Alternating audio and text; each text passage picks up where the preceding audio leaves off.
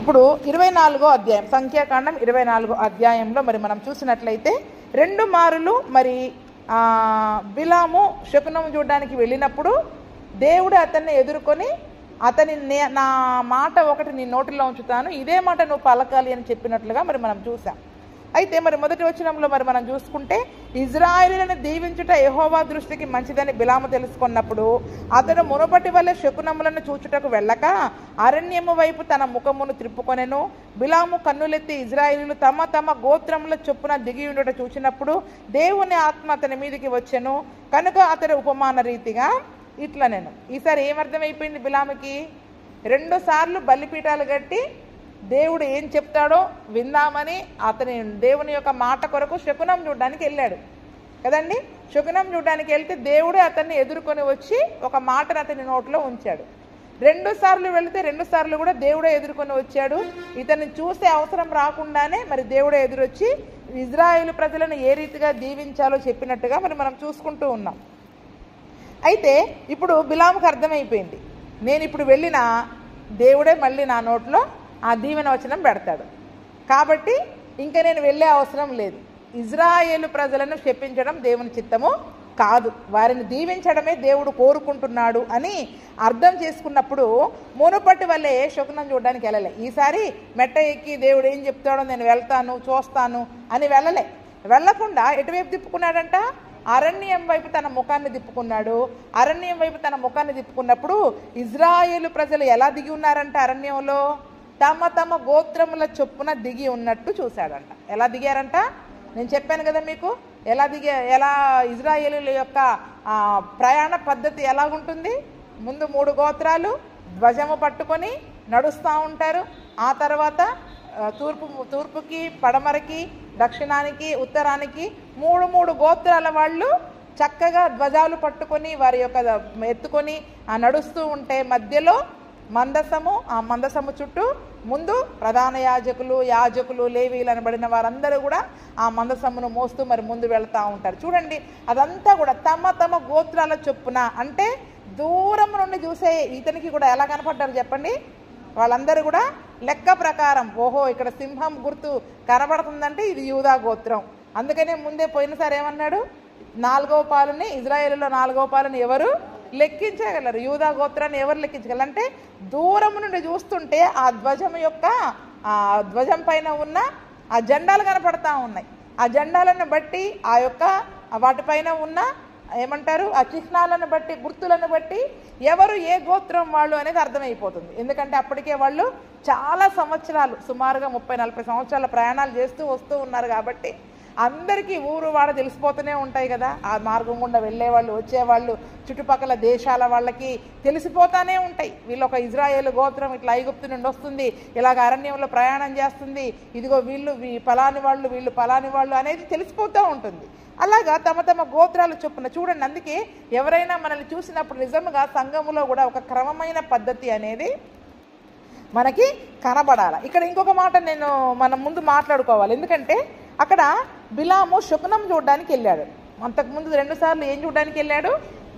ఇప్పుడు చాలామందికి ఏంటి, శకునం చూస్తే యేసు ప్రభు ప్రత్యక్షమవుతాడా? రావాలా లేదా అనుమానం కదండి. శకునం అసలు శకునాలు చూడకూడదని వాక్యంలో ఉంది, అవునా? శకునాలే చూడకూడదు. మరి బిలాము ప్రవక్త శకునం చూస్తే దేవుడు ఎలా ప్రత్యక్షమయ్యాడు?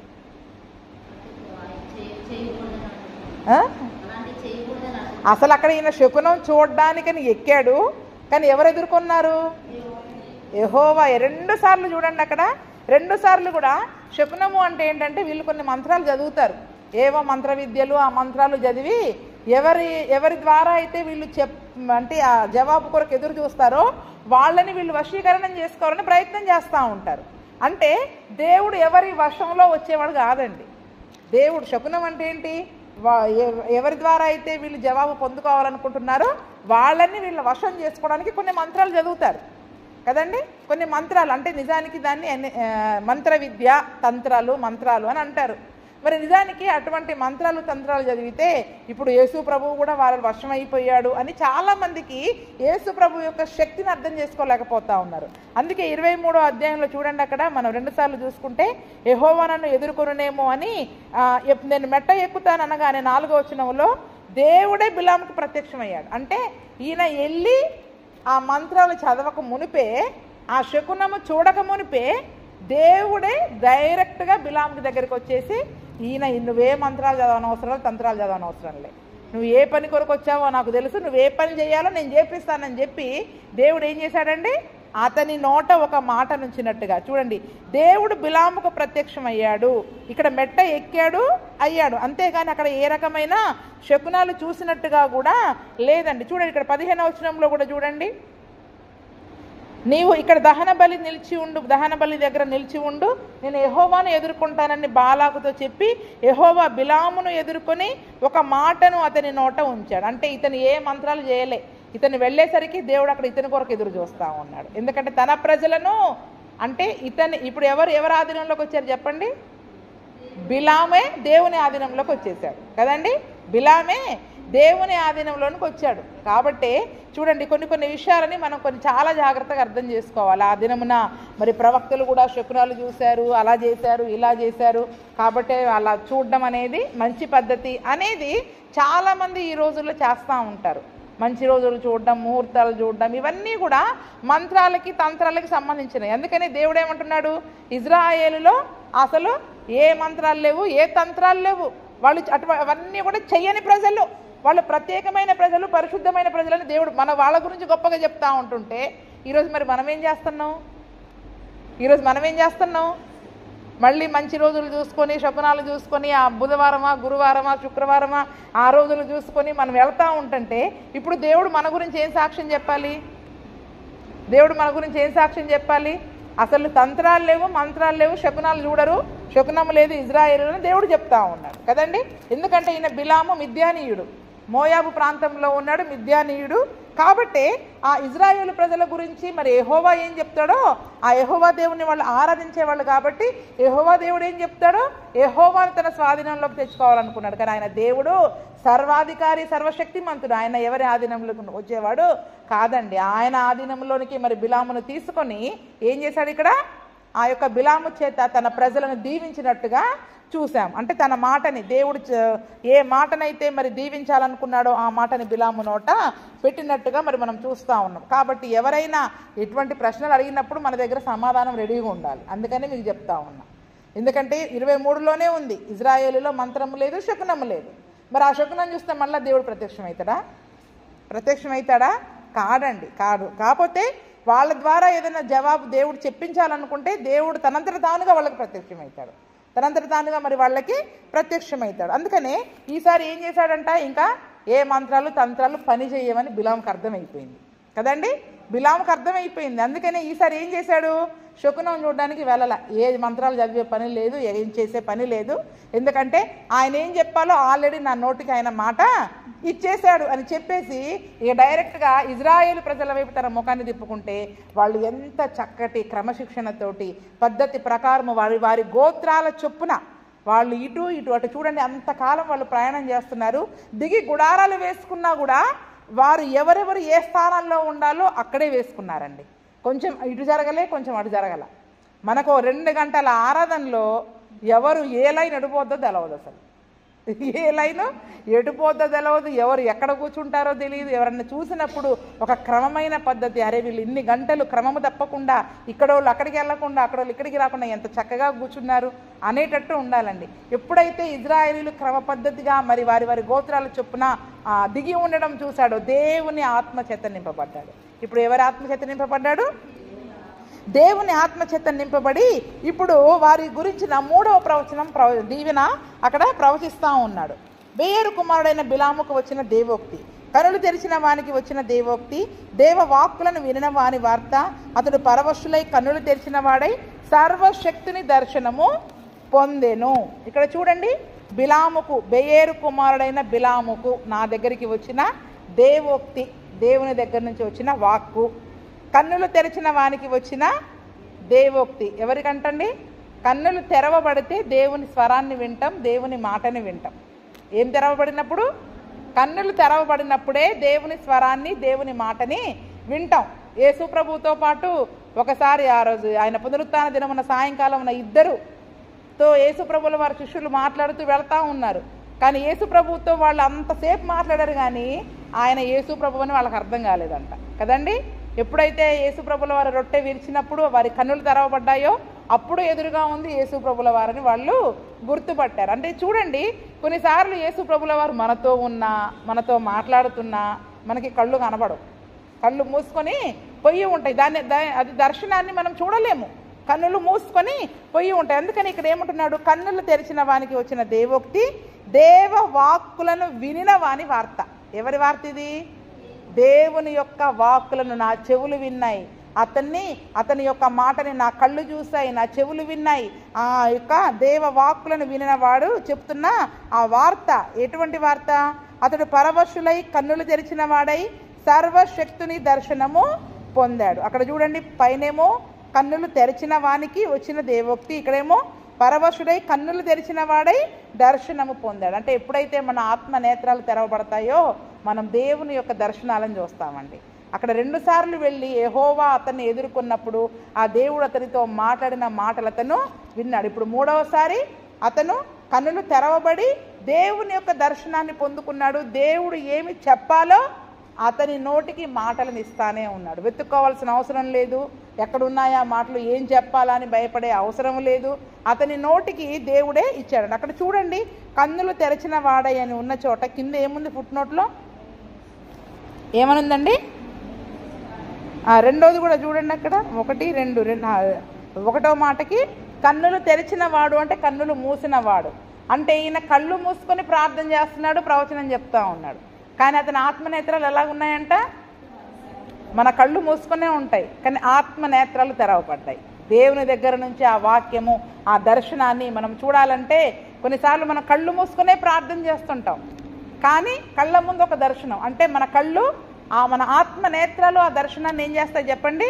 చూస్తాయి. ఆత్మనేత్రాలు ఆ దర్శనాన్ని చూస్తాయి. అంటే మన కళ్ళు, శరీర సంబంధమైన కళ్ళు మూయబడే ఉన్నా ఆత్మ సంబంధమైన నేత్రాలు అక్కడ తెరుచుకొని బిలాము దర్శనాన్ని చూసినట్టుగా మరి మనము చూస్తూ ఉన్నాం. అందుకనే అతడు పరవశుడై కన్నులు తెరిచిన వాడై సర్వశక్తుని దర్శనాన్ని పొందాడు అని చెప్తా ఉన్నాడు. అందుకనే 2 మాటలు రాయబడ్డాయి. నేను కళ్ళు మూసుకున్నాను, కానీ ఆత్మనేత్రాలు తెరవబడి సర్వశక్తుని యొక్క దర్శనాన్ని నేను అక్కడ పొందుకున్నాను అని చెప్తా ఉన్నాడు. చూడండి, అక్కడ చెబుతూ ఆ యొక్క ఇజ్రాయేలీల గురించి మరి చాలా మాటలు అక్కడ చెప్తా ఉన్నాడు. యాకోబు నీ గుడారములు, ఇజ్రాయేలు నీ నివాస స్థలములు ఎంతో రమ్యమైనవి, వాగుల వలె అవి వ్యాపించి ఉన్నవి, నదీ తీరమందలి తోటల వలెను, యెహోవా నాటిన అగరు చెట్ల వలెను, నీళ్ల యొద్ద దేవదారు వృక్షముల వలెను అవి ఉన్నవి.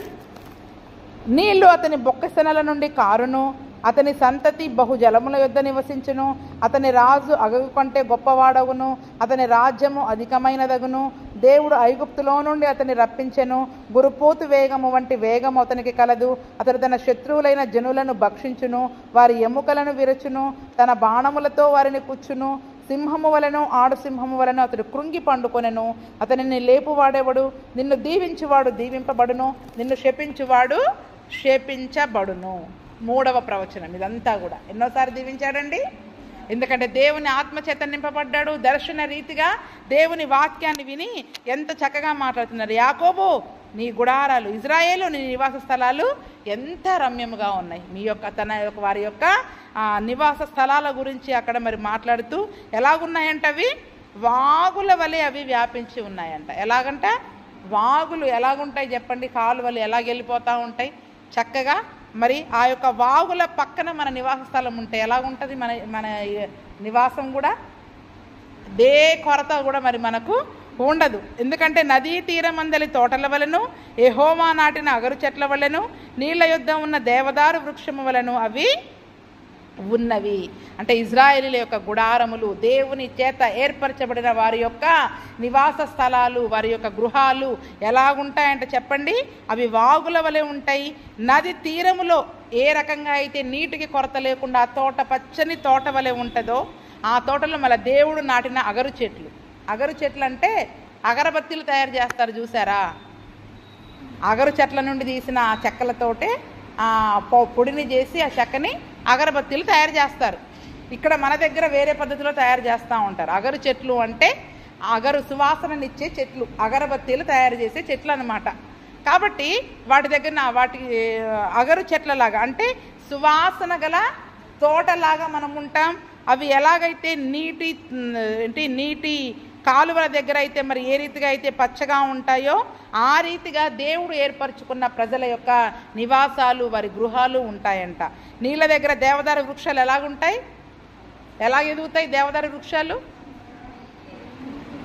నీతిమంతుడు ఖర్జూర వృక్షము వలె మొవ్వువేయును, అతడు దేవదారు వృక్షము వలె పైకి ఎదుగుతాడు. దేవదారు వృక్షాలు చాలా పొడవైనవి అంటే ఎదుగుకుంటూ వెళ్ళిపోతూనే ఉంటారు వాళ్ళు.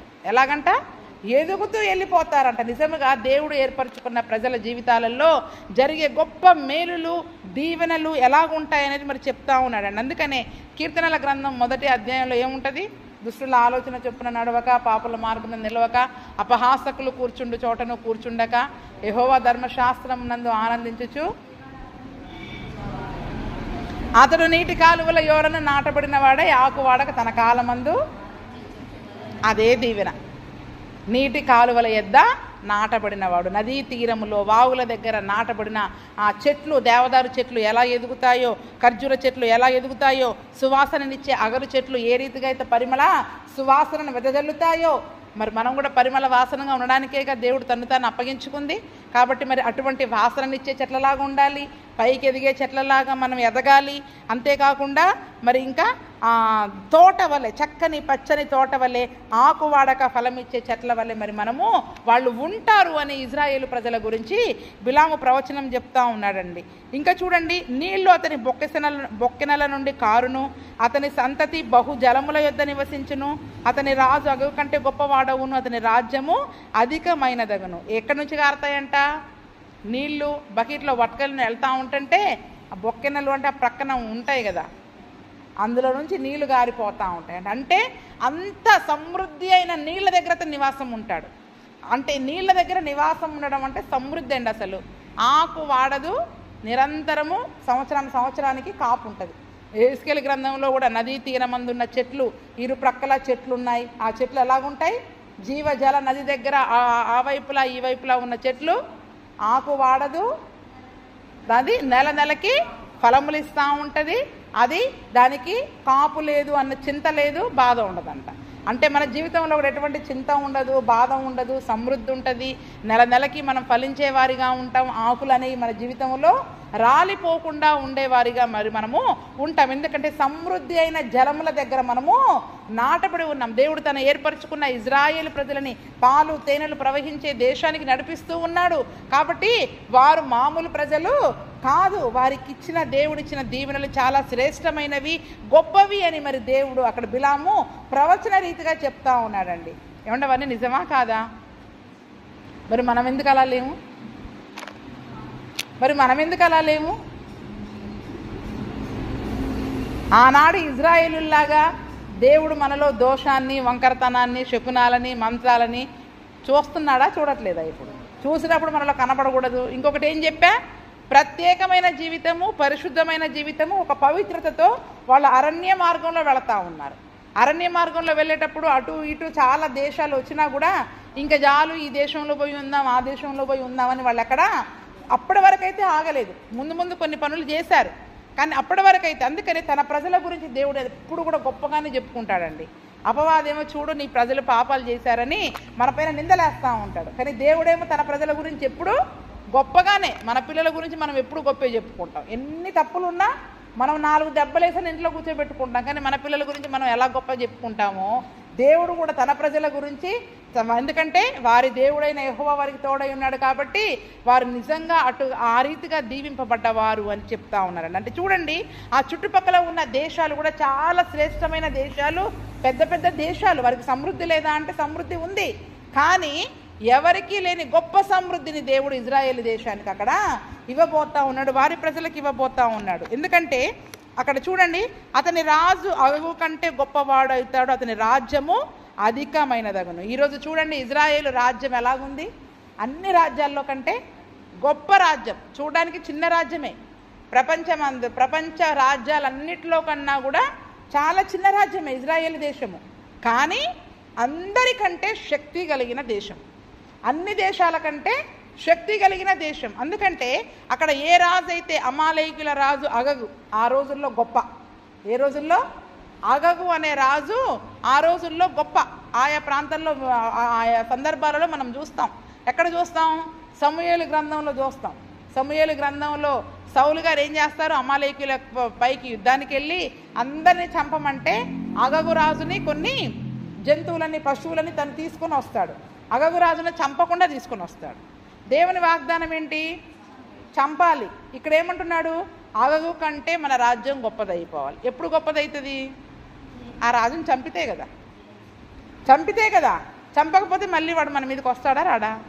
అవునా? వస్తాడా రాడా? అంటే అందుకనే దేవుడు ఎందుకు చెప్పాడు? ఒక మాట అర్థం కాదు.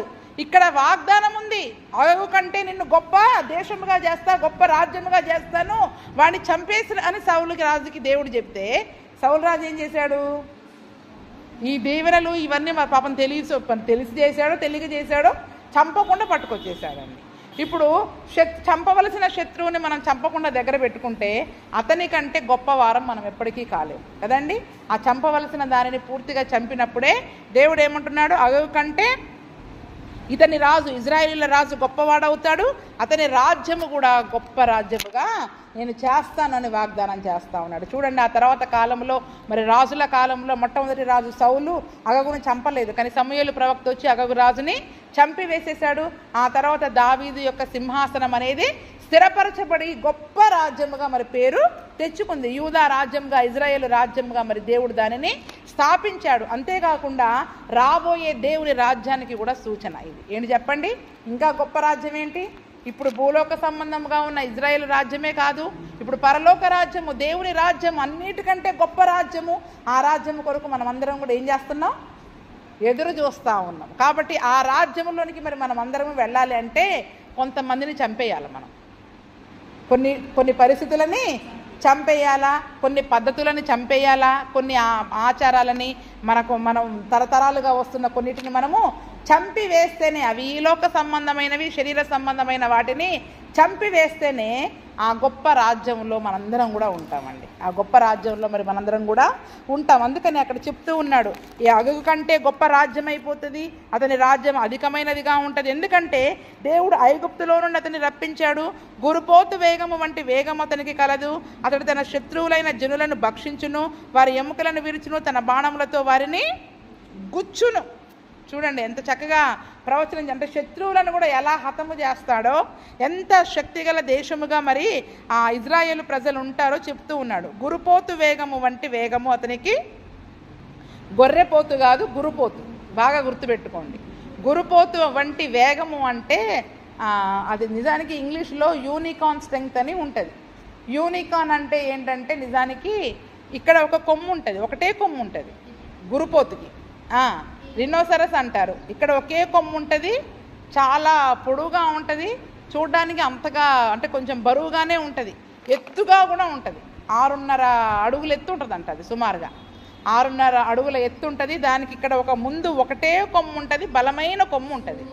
2 కొమ్ములు ఉండవు, ఒకటే కొమ్ము ఉంటుంది, బలమైన కొమ్ము ఉంటుంది, గురుపోతు కొమ్ము. దానిని ఇంగ్లీష్లో యూనికార్న్ అని అన్నారు.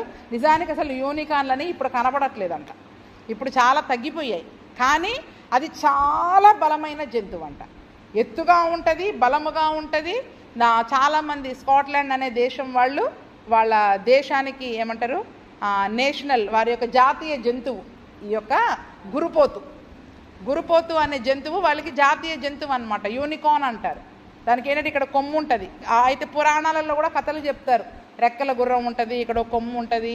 అయితే అవన్నీ కూడా చెప్పే కథల్లో, కానీ నిజానికి ఒకప్పుడు అటువంటివి ఉన్నాయి, ఇప్పుడు చాలా తక్కువైపోయాయంట.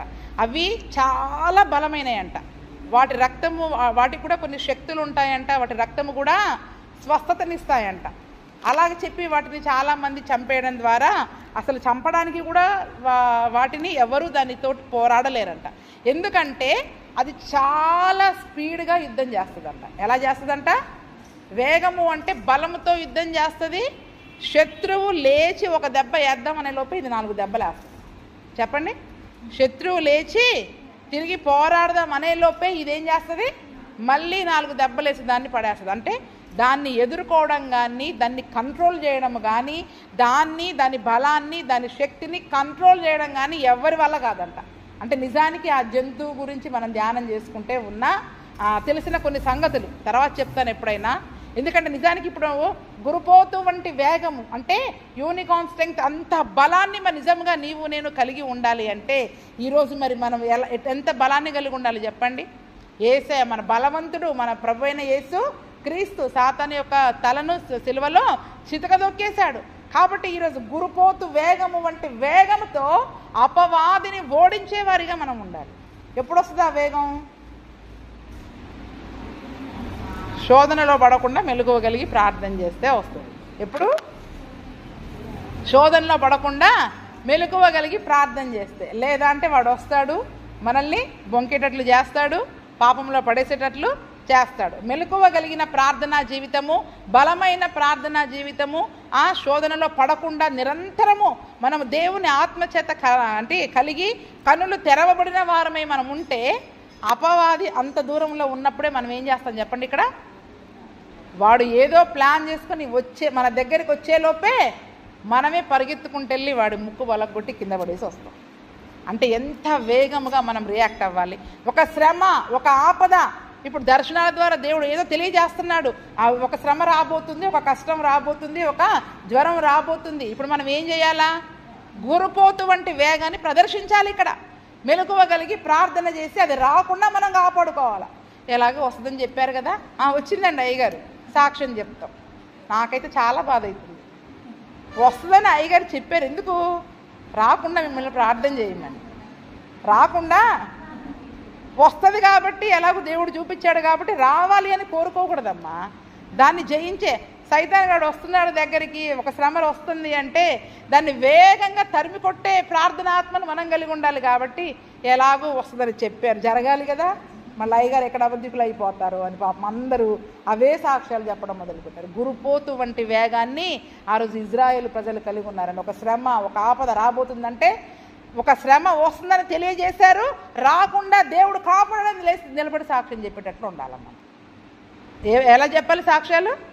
రాకుండా దేవుడు కాపాడాడు, దేవుడు విడిపించాడు ఆ శ్రమ నుండి అని నిలబడి సాక్ష్యం చెప్పేలాగా మనం మారాలి. మన ఆలోచనలు, మన పద్ధతులు, మన విధానాలు ఆ రీతిగా మనం మారినప్పుడే మనం నిజంగా జయం పొందుకున్నట్లు. మనం శ్రమ వస్తుంది కాబట్టి వచ్చింది అని సాక్ష్యాలు చెప్పినంత కాలం ఆ బలాన్ని మనం పొందుకోలేం. ఆ బలాన్ని మరి మనము పొందుకోలేం. ఎందుకు? వాడు వస్తున్నాడు, కొడుతున్నాడు, పోతున్నాడు. నువ్వేం చేస్తున్నావు? వాడు వేయాల్సిన దెబ్బలన్నీ వేసిపోతున్నాడు, ఇవ్వాల్సిన శ్రమలన్నీ ఇచ్చిపోతున్నావు. మరి మనం ఏం చేస్తున్నాం క్రైస్తవులంగా? మళ్ళీ ఆడు సింహాలమి, మగ సింహాలమి, ఎన్నెన్నో గొప్పలు చెప్పుకుంటాం. వాడు వేసేయన్నీ ఇచ్చే శ్రమలన్నీ ఇచ్చిపోతూ ఉంటాడు. దేవుడు ఏం చెప్పాడు?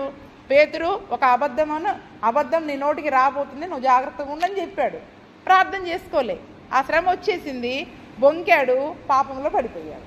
అందుకే ఆ పాపంలో పడకుండా ఆ శ్రమ ద్వారా మళ్ళీ వచ్చిన శ్రమను బట్టి కూడా చాలామంది అనవసరంగా మాట్లాడుతూ ఉంటారు కదండి. దేవుడు తెలియజేసినా కూడా అలా అన్నందుకే జరిగింది అన్నట్టుగా కూడా మరి మాట్లాడి దేవుని నామని అవమానపరిచే వారముగా మరి మనము ఉన్నాం. అందుకని చూడండి, గురుపోతు వేగము వంటి వేగము ఆ ఇజ్రాయేలు ప్రజలకి కలదు. శత్రువులైన జనులను ఎట్లా ఏం చేస్తాడంట? భక్షించేస్తాడు. అందుకే దేవుడు అమాలేకీయులను ఎందుకు చంపమన్నాడు? కనికరము లేకుండా స్త్రీలే కానీ, పురుషులే కానీ, ఎవరినే కానీ, జంతువులే కానీ, రాజునే కానీ ఎందుకు చంపమంటున్నాడు దేవుడు అక్కడ? అది శత్రుశేషము. శత్రుశేషం అనేది మిగలకూడదండి. సాతాను గాడి పైన అయ్యగారు అంటారు కదా, సాతాను గాడిని గారు గీరు అనకూడదు, గాడు గీరు అనాల. వాడికి మర్యాద ఇవ్వకూడదు, కుర్చీ చేసి కూర్చోబెట్టకూడదు. ఏం చేయాలి? అవన్నీ కొట్టేయాలి, వాడిని భక్షించాలా. అంటే నిజముగా ప్రార్థనలో పోరాటం ఎలాగుంటుందంటే, అపవాదిని నిజముగా చంపి భక్షించాలా, వాడి ఎముకలను విరచాలా, బాణములతో కుచ్చాలంట. ఏం చేయాలంట? గురుపోతుకు ఒక బాణం లాంటి కొమ్ము ఉంటుంది, మామూలుగా ఉండదంట. ఆ కొమ్ముతో పొడిచి చంపేస్తుందంట. ఏం చేస్తుందంట? కొమ్ముతో పొడిచి చంపేస్తుందంట. నేను యూనికాన్ గురించి నిన్న వెతుకుతా ఉంటుంటే ఒక దానిపైన ఒక సినిమా కూడా తీశారు ఇంగ్లీష్ వాళ్ళు, డెత్ ఆఫ్ యూనికాన్ అని.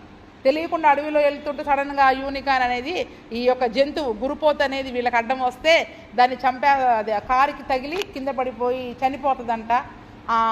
అంటే ఆ చనిపోయినా కూడా అది చనిపోయినదని వీళ్ళు కారులో వేసుకుని వీళ్ళు వెళ్ళాల్సిన స్థలాలకి తీసుకుని వెళితే అది తర్వాత లేచి అందరినీ చంపేసి, అంటే చనిపోయినా కూడా దానిలో ఉండే శక్తి. అందుకే క్రైస్తవుడు ఎప్పుడు చచ్చిపోడమ్మా. చచ్చిపోయిన మనం యేసు రక్తంలో కడగబడ్డవాడు, ఆ రక్తంలో ఎప్పుడు జయమే ఉంటుంది. కాబట్టి ఎటువంటి శక్తిని కలిగి ఉండాలా? గురుపోతు వేగము వంటి వేగం, అంతటి బలాన్ని కలిగి ఉండాలి, శక్తిని కలిగి ఉండాలి.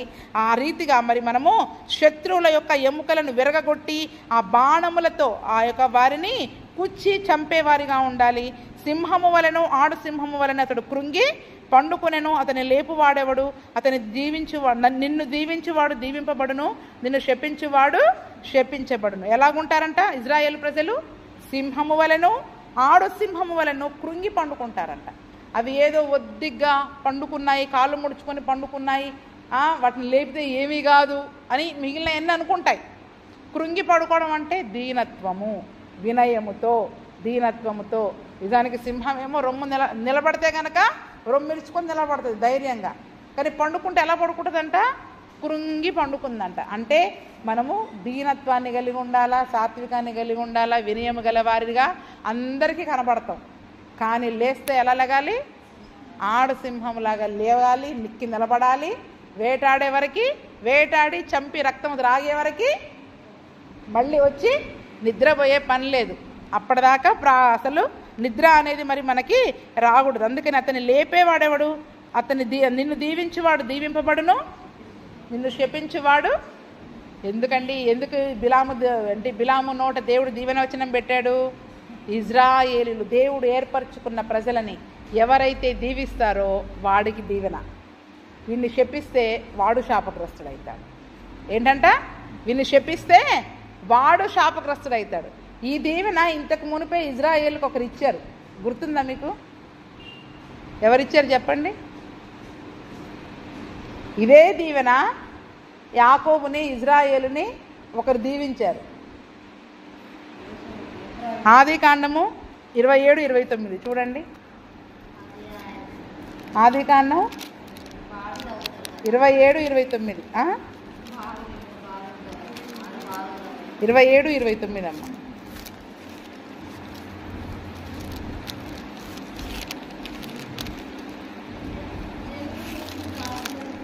జనులు నీకు దాసులవుదురు,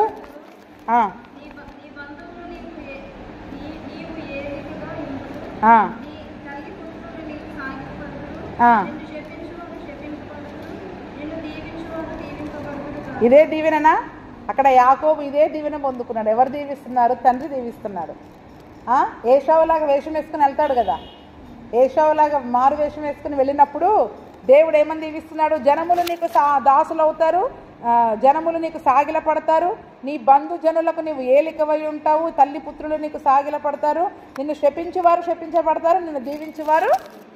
అక్కడ యాకోబును ఆల్రెడీ దేవుడు అంటే ఇస్సాకు ద్వారా దీవించేశాడు. అదే దీవెనని ఇప్పుడు మళ్ళీ, ఎందుకంటే దేవుడు ఒకసారి ఇచ్చిన దీవెనని మళ్ళీ మారుస్తాడా?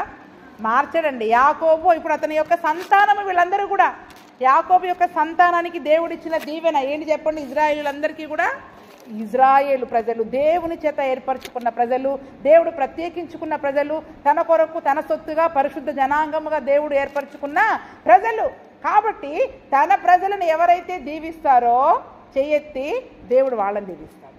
ఎవరైతే శపిస్తారో దేవుడు ఏం చేస్తాడు? నా పిల్లలను నువ్వు శపిస్తావా అని చెప్పి ఇప్పుడు బాలాకు శపించమని పిలిపించాడా బిలాముని? దేవుడు చూస్తూ ఊరుకున్నాడా? ఈరోజు మరి మనల్ని ఎంతోమంది శాపనార్థాలు పెడతారు, ఎన్నో అంటారు. నువ్వు అలా అయిపోతావు, ఇలా అయిపోతావు, ఎన్నో అంటారు. ఇప్పుడు తగులుతాయా మనకేమీ తగలవు. వాళ్ళు అంత అన్నారు ఇంత అన్నారని మనం ఎందుకు ఏడవాలి? మరి మాత్రం దానికి మనకి ఎవరు అడ్డున్నారు? ఇప్పుడు ఆయన మహోన్నతుని చాటున మనం నివసించినంత కాలం, ఆ బండ సందులో మనం నీవు నేను దాగి ఉన్నంత వరకు కూడా ఏది ఎంత మాత్రమునే మనకి హాని చేయదు. ఒకవేళ ఆ దీవెన వారు శపించినా ఆ శాపమును దేవుడు మన నిమిత్తం ఏం చేస్తాడు? దీవెనగానే మరి మనకు మారుస్తాడు. అందుకనే దేవుని చేత ఏర్పరచబడిన తన రక్తములో కడగబడిన మనమందరము కూడా మనము ఎవరిని శపించొద్దు.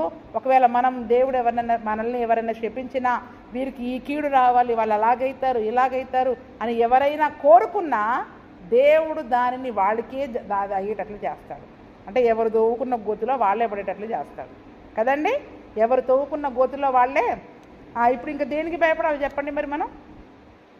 ఇంకా మనం భయపడాల్సింది దేనికి? అసలు ఏ శాపము, ఏ కీడు, ఏది మన దగ్గరికి రాకుండా దేవుడు ఎంత గొప్ప వాగ్దానాన్ని మనకి ఇచ్చాడండి. అసలు నిన్ను దీవించేవారు దీవించబడతారు. మనల్ని శపించిన వాళ్ళని చూసి మనం జాలిపడాలి. అయ్యయ్యో ఎన్ని శాపాలు, వాడంతట వాడి నోటితో బలుక్కుంటున్నాడు వాడి మీదికి రావాలని కదండి. వాడి మీదికి రావాలని వాడే బలుక్కుంటున్నాడు. ఎందుకంటే దేవుడు ఏం చేస్తాడు?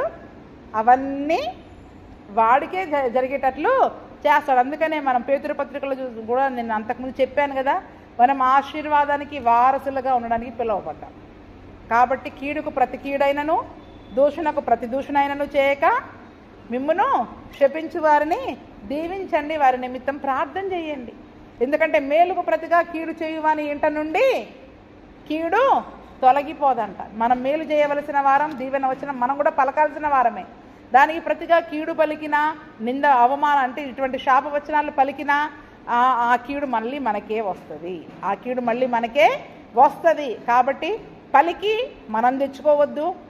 ఎవరన్నా పలికినా అది మన దగ్గరకు వస్తుందన్న భయము మనకి లేదు. ఎందుకంటే దేవుడు ఆ దినమున ఇజ్రాయేలు ప్రజలను ప్రత్యేకించుకున్నాడు, పరిశుద్ధపరుచుకున్నాడు, తన సొత్తైన ప్రజలనుగా చేసుకున్నాడు.